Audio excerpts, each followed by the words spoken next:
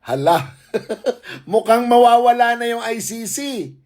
Oh, mukhang pinagtutulong-tulungan ng malalaking bansa, China, Russia at Amerika na mawala ang ICC. Lahat ginagawa nila para wala nang maging suporta sa ICC. Pati ang Netherlands na pre-pressure na rin.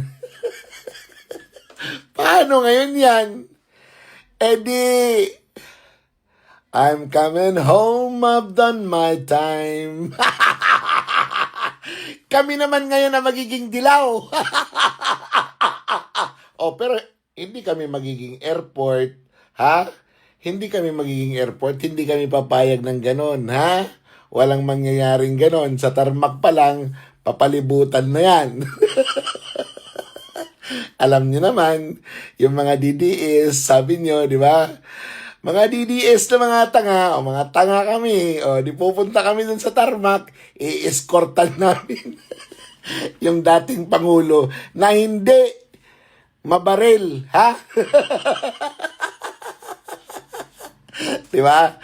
Sabi niyo mga bobo kami, yan, matitigas ang ulo namin, kaya nga kami, buo pa rin, kaya nga kami, marami. Dahil may mga tapauo kami, isa lang ang direksyon namin, basta Duterte, very good yan. Basta Marcos, magnanyakaw yan.